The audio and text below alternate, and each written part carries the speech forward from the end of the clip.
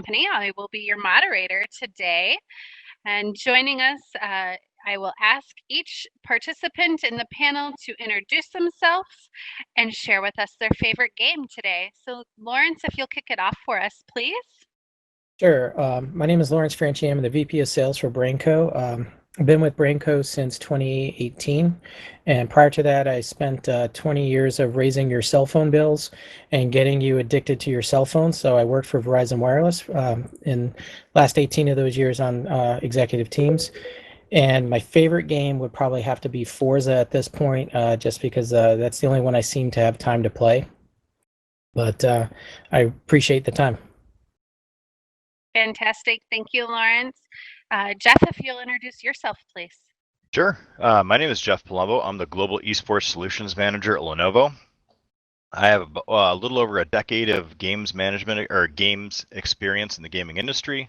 I am mainly helping Lenovo custom design a lot of their infrastructure for esports overall globally, but I also am a key consultant and advisor for a lot of K-12 and higher education that are requesting help building their programs. So great to be here. My team I'm playing right now. The game I'm playing right now mostly is Teamfight Tactics because again, I have a family and children, and want to make sure that I can spend time with them too. So I can't spend hours playing anymore. Fantastic. And that's it. Thank you. Excellent. Thank you, Jeff. Scott, I think you're next in line, so if you'll introduce yourself, please. Sure. I'm Scott Dorn. I'm the VP of Spectrum Industries. We're a furniture manufacturer. We design product that supports pretty much any technology application. We've been involved in the esports space for a number of years, but really interested in spreading the advocacy of this area. We're a firm believer in a lot of the benefits, and we'll touch on that in a little bit. As far as my favorite game, I'd have to go a little bit old school here, so I'm going to jump back into the Nintendo days and say Tecmo Bowl. So either give me Bo Jackson or Lawrence Taylor, and I'll be happy to challenge anybody. Outside of that, I'm out.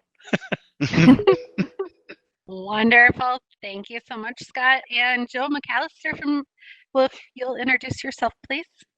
Yeah, absolutely. So my name is Joe McAllister. I'm our education esports expert here at CDW.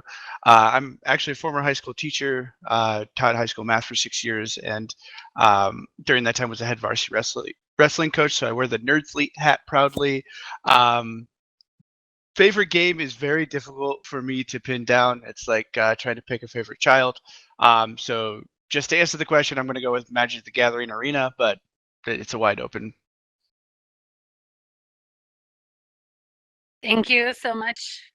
And since I kicked off what's your favorite game, but I did not answer it, I am also old school. My favorite game is Frogger, and it kind of is what it is with me. I love that Frogger game.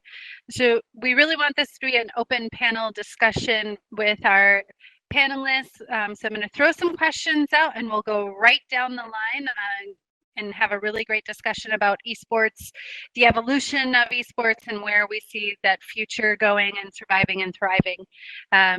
So Lawrence, and really if any of the panelists want to jump in, where did you see the start of esports, and where did you see that start to gain momentum, especially in education? So for me, where I started to view the evolution of esports is really going back all the way to the arcade days where you put your quarter up and, hey, that was your tournaments, and to see who was actually able to play the longest on a pinball machine or on Street Fighter, things like that. Where I see it moving, though, the mental benefits that are being able to be shown and also it's opening up a whole new arena of careers. And so one of the things that we see there is like kids are getting into coding from esports, and they're also getting into a whole new level of an industry that's just massively growing from an influencer standpoint, from a professional team standpoint. And typically some of these gamers, like especially when I was in school, if you were labeled as a gamer, you were a geek or a nerd. And now they're actually becoming their own celebrity and their own cult of personality. So I think it's really a great way that we've seen a full circle on this. And, during this time, I think it's really expanded and opened up, and it's the only sport that arena that's really thriving at this point in time. Yeah, I Fantastic. would just. Oh, sorry. No, go ahead, please. Oh, I was just going to add to that. We really, 2014 with the kickoff of UCI's program, University of California, Irvine, and kind of the growth of high school esports league is really what was the catalyst in education, and it's just been growing from there. And we're seeing lots more organizations getting involved, and then we're up to 38 states that have a state championship for esports. It's kind of where I've seen it come from in education specifically. That's fantastic. Jeff or Scott, did you want to add anything else in? Well, I think this is Scott. The only other thing that I'd add is you've seen a gamification of learning take place over the last decade as well. So it's been kind of a nice feeder. Lawrence on a few of the benefits and how it's being used from a STEM application, and you're seeing some exciting things with students actually building, specifying the pieces, building out the PCs that they're going to use in those competitions. So there's been a lot of build up to this and a lot of momentum that's been gained. Yeah, I think too, kind of what Lawrence was saying, a big piece is what is not considered your typical gaming infrastructure. Back when I was growing up, it was either you're doing art or coding for gaming.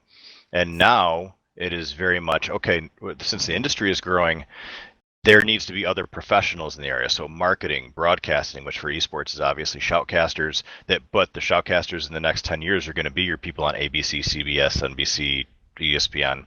And all the business and event planning they need is dwarfed by the amount of people who actually know how to do it properly. So I think students have a great opportunity, even if they want to be part of the esports program at your school. The chances of them actually find something that they're pumped about outside of being competitive is massive right now. And I think that's amazing. And that's going to be a really big push and a really big bonus for a lot of schools coming up. That's fantastic. That leads us right into my next question. The schools that are embracing esports, you're starting to talk, Jeff, about some of those additional avenues of career pathway. What are some of those other benefits? You're talking career pathway. What's some of the other things that you're seeing coming out of those schools that are embracing esports?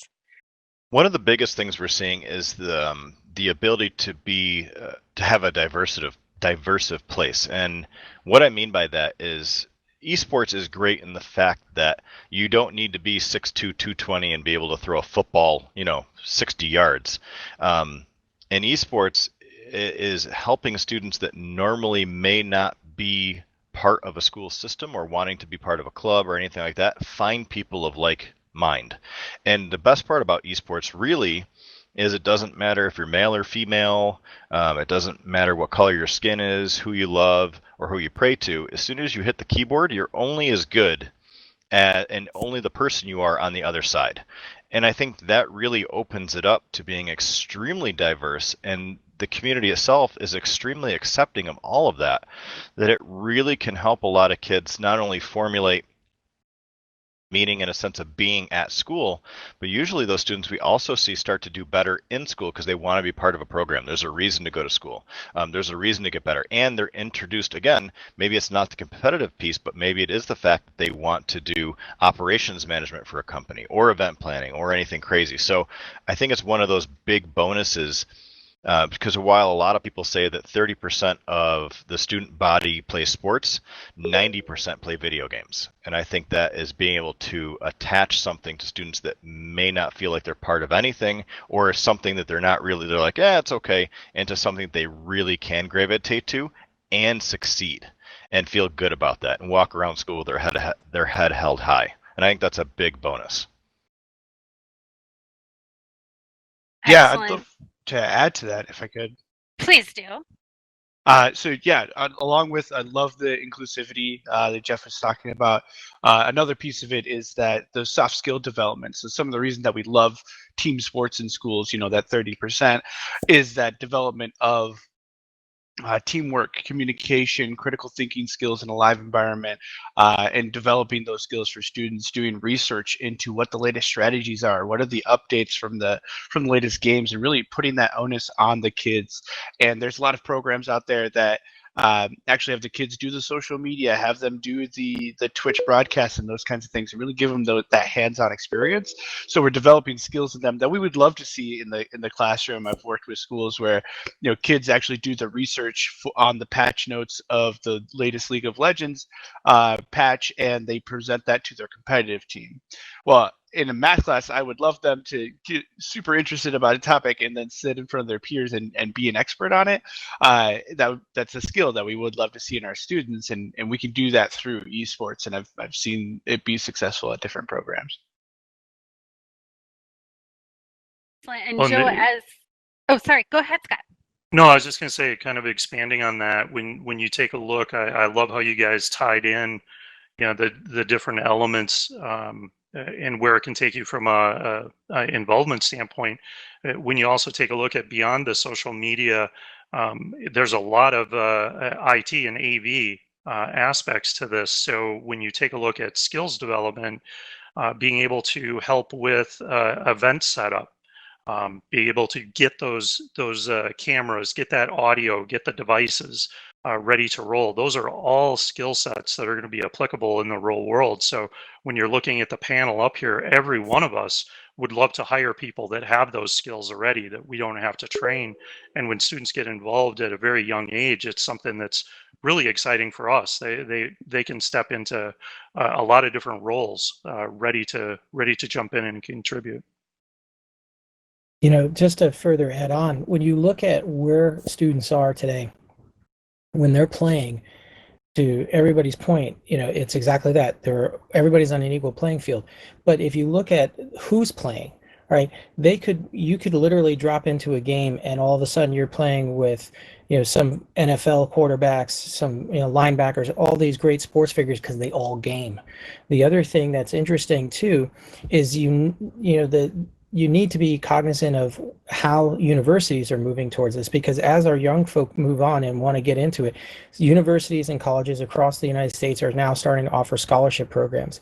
And you can tell that this is actually becoming a huge opportunity just because the NCAA is now starting to get involved and saying, hey, we need to regulate this because there are professional players that are going to university on full scholarship, but they're now trying to step in to say, okay, wait a minute, we need to get a piece of this. So it's really interesting. And it ties back to me, like when I first remember, and now I'm dating myself, but there was this little rap band called Run DMC that, first signed with Adidas to wear their apparel. And now we're starting to see apparel companies going after esport athletes. We're starting to see obviously the gaming solutions and things like that. But when you come mainstream product going after those esport athletes because of the platform, and it's one of those platforms that they're streaming on Twitch, so they're constantly visible. So, it's what part can they sell and they endorse and things like that. So we're seeing a whole new burgeoning economy. Excellent. All really great topics, and it leads right us into, the effects of COVID on so many commerce, so many things in our society right now. I feel like esports is still bringing everyone together. You're not seeing, you can't see ball games, you can't see whatever, but kids are really they're still playing and they're still active. They're surviving, they're thriving. Are there certain players that you're seeing are really starting to pull in front of maybe someone else, or are you seeing, kind of an equal playing ground? I've heard League of Legends. Are there others that are out there? Yeah, I mean, honestly, for us, it's been great. I mean, this is where, we're in unprecedented times, and when you have mainstream media broadcasting WWE just to fill in their airtime, that therein lies the showcase. And then all of a sudden they realized, hey, we probably can stream and broadcast out what's actually still going on live, which happens to be gaming. So ESPN made that great push. We were blessed and very fortunate because a TV show that we took part in, World's Fastest Gamer, I'm sorry for the cheap plug, but they were bought and by ESPN, and that the TV show was actually purchased out where it was sitting out. We had finished doing everything around January, and it was actually broadcast out on June 13th on ESPN2. And that was fantastic for us as a platform and for us to legitimize the work that we do with esport athletes, but also just esports in general. To see that in America broadcast out there has really opened up a lot of people's eyes. Yeah, and I think one of the major platforms that schools have been really digging into is Discord and those kind of online communities. Like they knew of them previously, but didn't really know the power of doing things like that. And then like tournament and community sites like AVGL and sites like that where you can build your own community at your school, and that is folks at your school. So those kind of switching more to that, including as many folks at the school as humanly possible, as we kind of struggle with social awareness and being able to have those interactions with students. I think the WHO came out and said that there's that's one of the big things that we need to look at as we go back to school in the fall, is this just the social interaction for our students and being able to interact with other students. And gaming has a natural platform for that, so schools are investigating how this could be larger than just a competitive team, as well as we are kind of on lockdown. Fantastic. And go ahead. Jess, when you mentioned that it can be thriving during this time period, absolutely. You take a look at the number of titles. You brought up League of Legends, but the national championship for Overwatch was just held this past weekend. Harrisburg University ended up beating Maryville University in that. I believe it's back-to-back years. Correct me if I'm wrong on that, Joe. But there's a lot of interest in this. There's a lot of excitement in this. You've got titles like Rocket League, Super Smash Brothers, that can be exciting and less violent. And then you have those other titles that really bring in team development and get a lot of viewership, like a League of Legends or an Overwatch. To add that. Excellent. And when schools are really pushing out those inter-school competitions and tournaments, are you seeing it just at a high school level? We hear that students can earn and win scholarships for their skill sets, but is that really pushing down to middle school or elementary school, or are we still going to just see that at a high school level? So yeah, I've worked with quite a few middle school programs, and that's been going growing more and more the last year or so. There's a lot of schools who are looking to get this into almost like a feeder system like we have in traditional sports. So there's a handful of schools I've worked with that are actually doing like competitive Minecraft at the elementary level, and then kind of building that up to Minecraft and Rocket League at the middle school level. So just building essentially a farm system of talent and those kind of things, which is really interesting. And again, there's all those soft skill development for those students. But recently, in the last 2 weeks, we've had 2 national leagues announced just for middle school. So the Garden State Esports League, and then the High School Esports League is doing a middle school esports league now. So definitely growth across not only high school and into college, which there's $20 million in scholarship available for students right now from institutions, but all the way down to, we've got kids starting as young as, 2nd, 3rd grade. Joe, was it Texas that, was it a week ago, they launched a partnership program for, it was thousands of high schools and middle schools in particular for that program.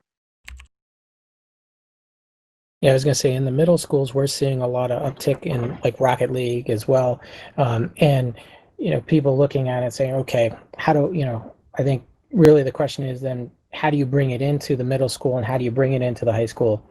So I think some of my co-panelists probably could answer that question better. And I'm sorry if I railroaded something, Jessica.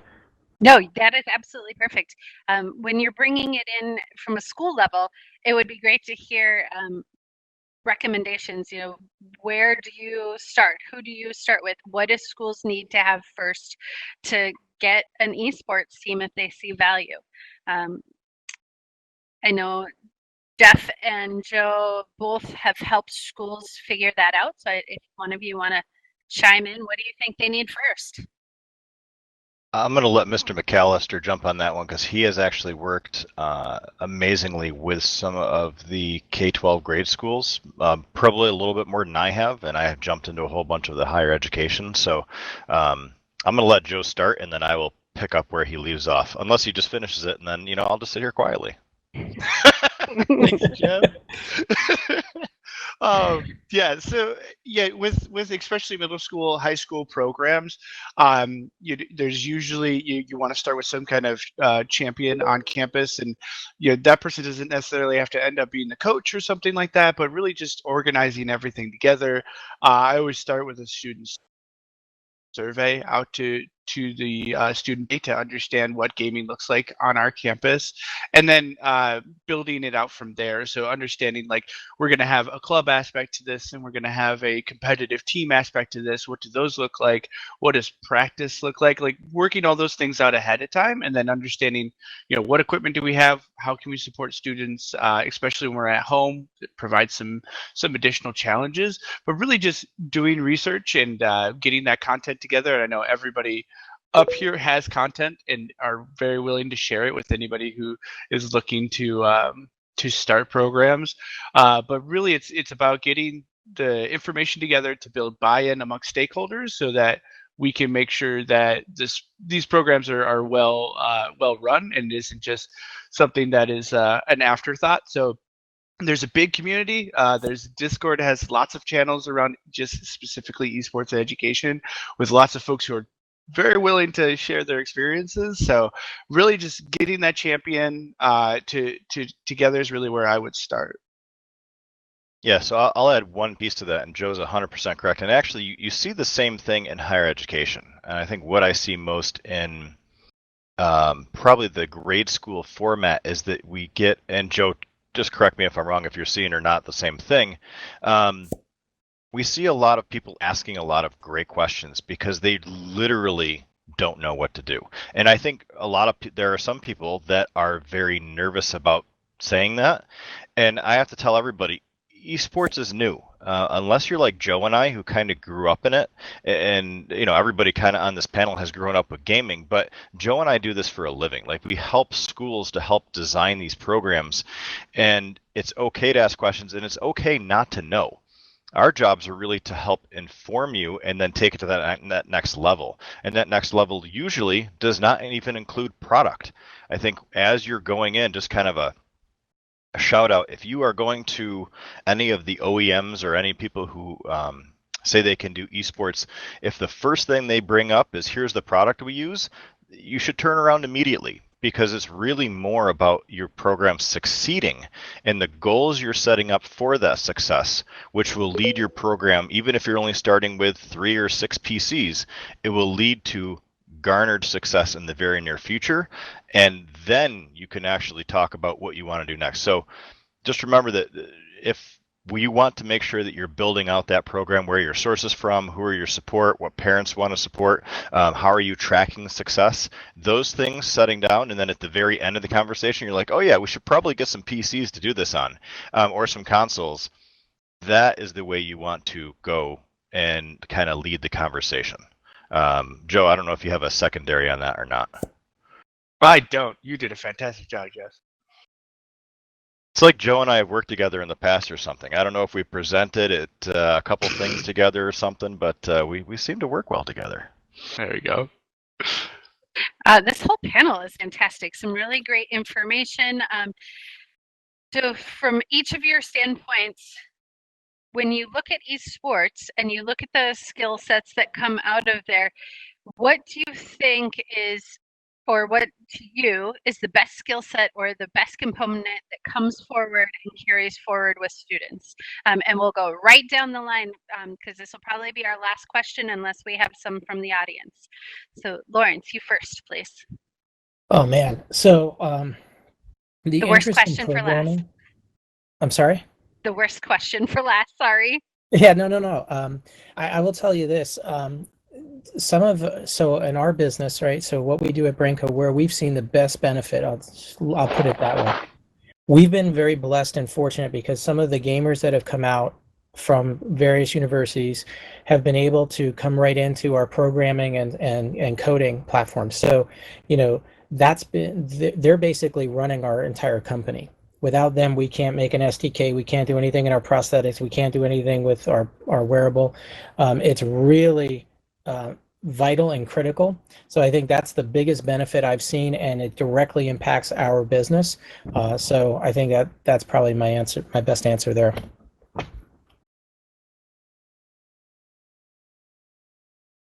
Believe I'm Fabulous. up next. So it's really hard to narrow it down to one. I fell in love with the esports area for a lot of reasons, but it really does fill a huge skills gap for employers. So all of us on this panel and all of us in this room can benefit from the esports competitors. If you take a look at the strategic planning required to really do your job well and to work well as a team, the teamwork, the critical thinking.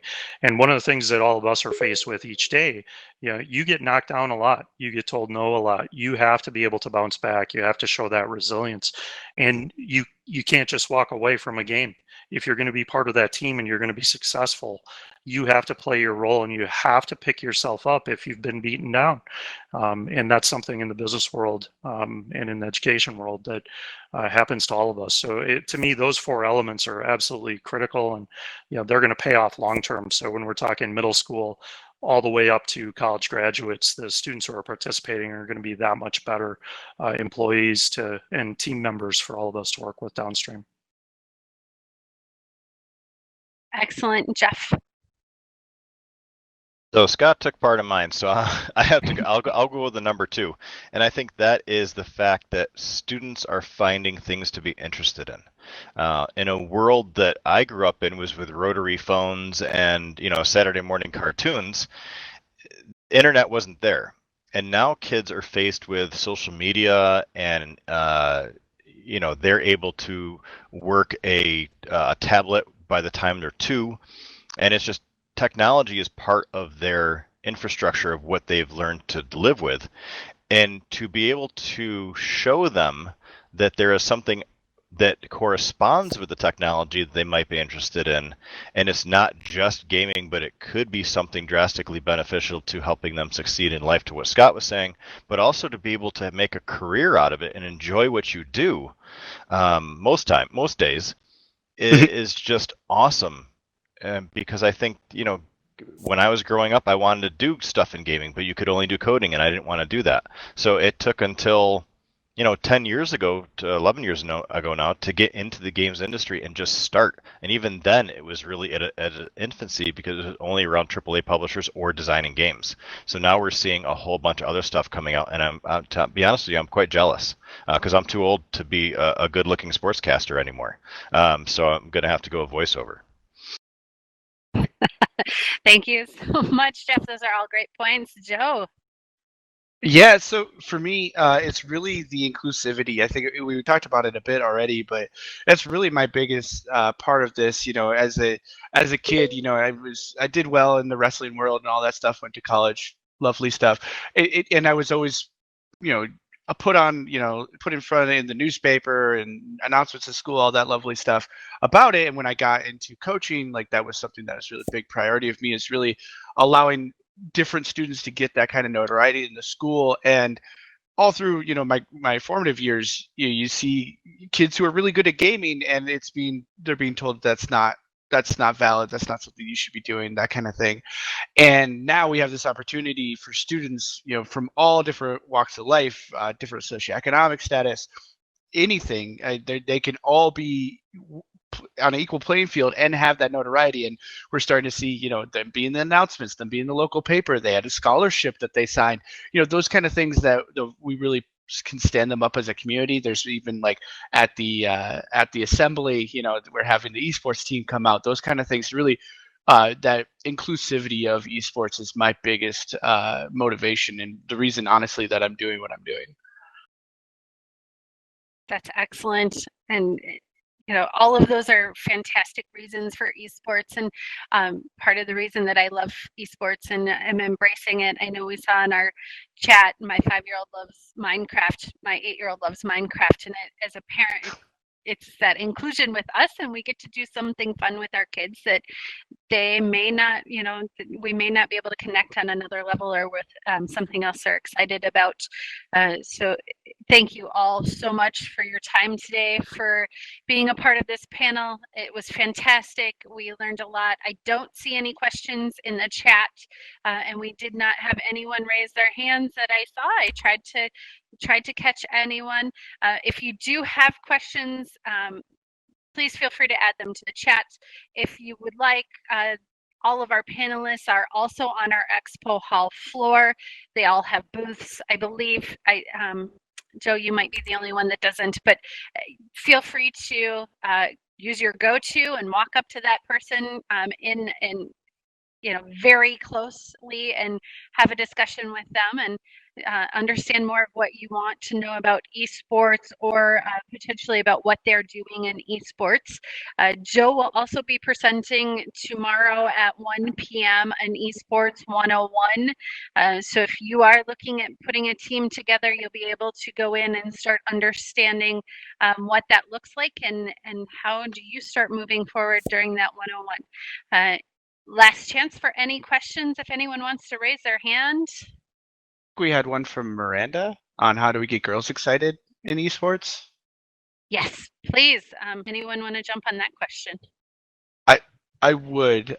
So really, like what I help programs with and coaching coaches, honestly, is making this accessible for everybody on campus so that they have an entry point, right? So there's going to be some competitive gamers, and that kind of self-selects out for a lot of folks, but being able to like have a art department, have a social media department, have a not really departments, but like areas of your program that welcome a lot of different walks and different folks, and having casual tournaments and having more community nights to get folks into the space to understand what it is.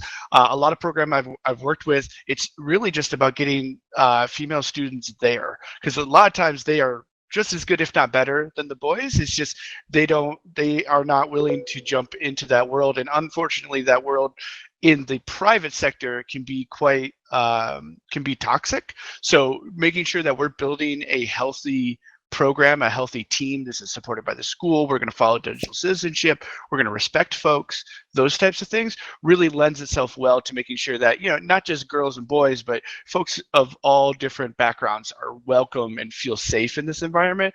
And that has led to a lot of getting girls involved.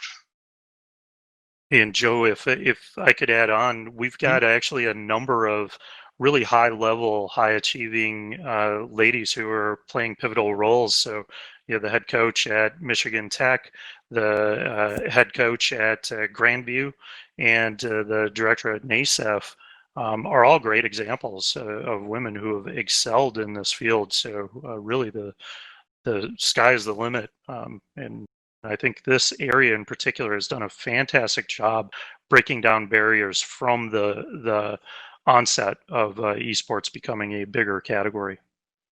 Yeah. One of the things I can tell you is we've been utilizing our relationships to foster a stronger female voice, not only in esports, but in sport in general. But for example, we partnered with Call of Duty League and the Overwatch League. And in particular, there's two event planners and team managers that are both female. Emily is fantastic, and we do our best to actually be a good corporate citizen to actually go out and promote her story and how she got involved. And she was one of none, in her high school that gamed. Really, there was no other female that did that. But it brought a unique perspective. And when she formulated her team and then eventually got picked up by the actual Overwatch League in the US, it's been fantastic for us. So it's really one of those things that I think we have a duty and obligation to actually work back and find those female voices to bring them in and to tell their story to exactly that, to get people excited about it. Absolutely. And if you have a desire or a want to have some of those introductions, Lawrence, Joe, Scott, Jeff, they all can, connect with them. You have those discussions. And if you have girls that are interested but are scared or think it's not a girl thing, please connect with them and let them hear other stories, because I am a mother of 2 daughters, and we've done that start early. Not every girl gets that, where like start early, talk about how cool it is no matter what anyone says or thinks, and to be able to share some of those. Now I'm a big girl and I still do this, and you can do it when you're a little girl, and you can start and you can build and you can have fun and you can be part of the team. So definitely talk to panelists, make those connections, and they are happy to make those connections for you and help you kind of share that passion with other students. I think Scott's got a light bulb. Do you have a light bulb moment, Scott? I didn't know that I set off a light bulb, but I saw Gary's comment or question regarding colleges. So I was actually just going to enter, and I had just clicked to enter in a response for him. But actually, since I have the microphone, I could actually just go ahead and respond. So there's hundreds of colleges and universities with active programs. Not all of them have scholarship or varsity programs, although I think, the rest of the panelists could probably point out the number. It's probably approaching 200 right now. But they range from highly competitive organized teams, varsity teams, to student clubs. TESPA, for example, is a great organization that has hundreds of colleges they're involved with, but also areas like campus recreation, where you're seeing intramural programs be adopted. And that's a huge growth area, especially through this pandemic, because they've been able to keep students engaged even though they're off campus. So providing that competitive outlet via esports, even though it's not in a physical realm, they're able to accomplish that. So colleges and universities have been a huge area for esports, huge area of growth, and they've actually been instrumental in promoting the advocacy of this area as well. Yeah, Scott, too. I agree. And I think you're right on the money. It's a little over 200 schools and universities that have college or scholarship programs. Here's something that's kind of weird and interesting, though.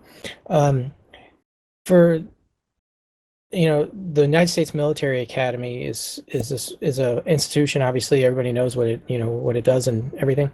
But just recently, this year they actually every cadet that goes in there has to actually participate in some form of sport, right? And that can be on a club level or team level. And you have to have it's actually roughly about 2 hours a day of physical activity. They just passed and recognized that esports is now going to be considered as part of that intramural activity.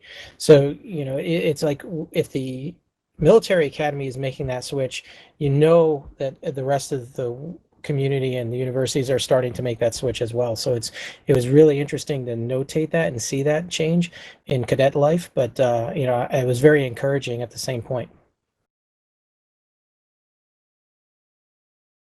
Fantastic. Thank you. And I see we have maybe one more question coming in. And again, our panelists will be on the expo hall floor. Feel free to track them down. Use your go-to navigation to find them. If you have additional questions, or you want to talk about what their solution is or what their solution does, or if you just want to ping ideas off of them, in esports and what you're looking at doing, they are wonderful partners, and they are here to support what you need and advantage of this wonderful space that we're in, and enjoy your time here. Thank all of the panelists for coming. We appreciate your time and your partnership. We thank all of you that have taken time out of your day to join us, to sit in and to listen. We appreciate your partnership, and have a wonderful convention. Thank you all. Thank you. Thanks, everybody. Thank you. Everybody.